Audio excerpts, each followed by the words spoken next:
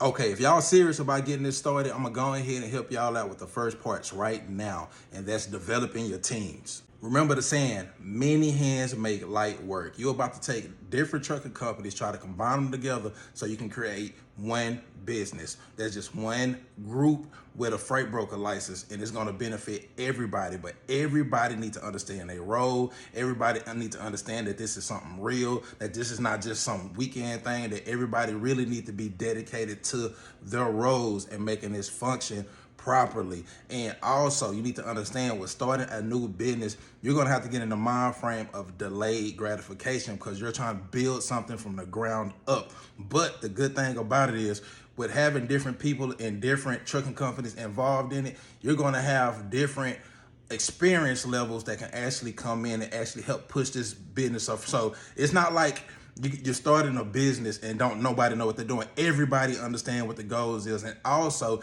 you need to come up with a mission statement so everybody know what you're trying to move towards. First, you're gonna have your compliance team. They're gonna be the ones that's gonna make sure your insurance is right, your paperwork is right, all of your contracts put in order, and everything on paper just looks right and in order. So no matter if a trucking company coming in, y'all need to know how to have your carrier pack set up. Everything that's involved in paperwork, the compliance team is going to handle that.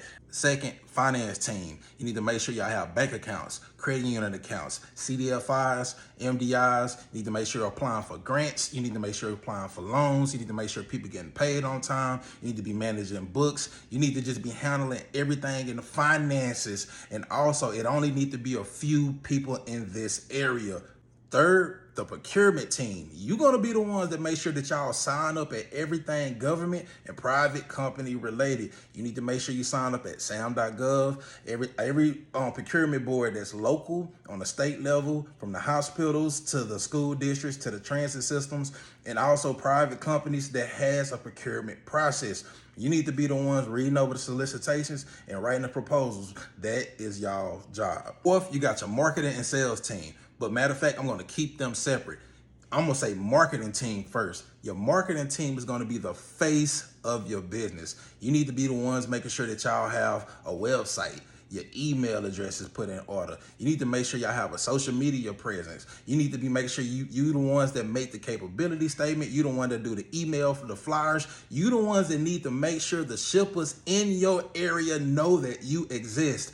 Also, you need to be the one signing up at all the associations in your area. You need to be making sure you sign up at air freight associations. You need to make sure you signed up at shipping associations. You need to make sure that you signed up for IANA. You need to make sure that the people in your area know that you exist, and you need to be the ones going to these association meetings and make sure that you're mingling with the crowd and that they know who y'all are. Now, your sales team is going to have sales experience or willing to learn. You got to make sure that you have your CRM, your customer relationship management software put in order. I use Shipper CRM. That's by Centum S. You can use them. They are great. That's going to help you find all of the shippers in your area. It's going to help you find out who the managers are, who the shipping managers are, who you need to talk to. It's good for lead generation. You use that system, you will be good as well. But you're going to have to also get used to cold calling these warehouses and these shippers.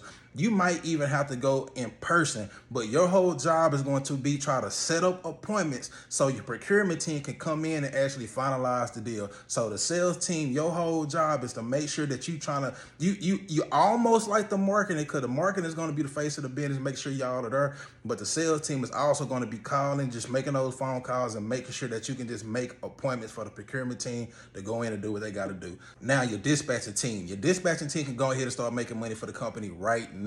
But this is the thing about the dispatching team. You can't try to bring in an outside dispatching company that's going to dispatch your trucks at 5-10% per load and all the other stuff. You need to make sure that as a dispatching team that you understand that you actually work for the company. So that means what you need to be doing is, even though the trucking companies are actually signed up and y'all own the freight brokerage company, you need to make sure that freight brokerage company also work for the trucking company. So y'all really are working hand in hand with each other. So as the dispatching team, you need to be signed up as a dispatcher with each individual trucking company as well. Now, your job is going to be to make sure that the trucks start moving right away. You can start getting loads off the load board. You can start getting loads of whatever that's already ready.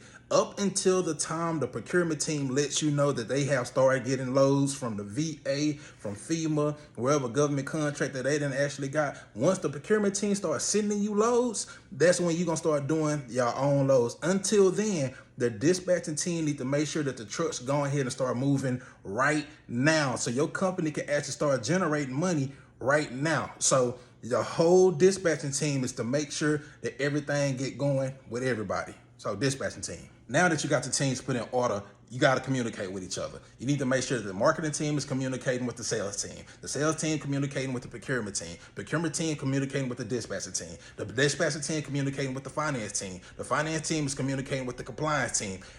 Shouldn't no miscommunication be going on between the departments. You need to make sure that the communication is well between all of you guys. And with that being said, that means that 1 to 2 persons from each group need to be able to come together and make sure that y'all are talking and making sure that y'all understand what's going on in between each one of y'all groups. After you got your team together and everybody understand their roles, give me a holler. I'm going to help take you guys to the next level. FEMA, VA, DOD military contracts. I'm going to give you guys all the information to make sure y'all going to be successful. Matter of fact, if somebody inside of your group is already a part of my A to Z Training Ultra, whatever other program I got, you most likely have all of the information anyway that's going to make y'all become successful.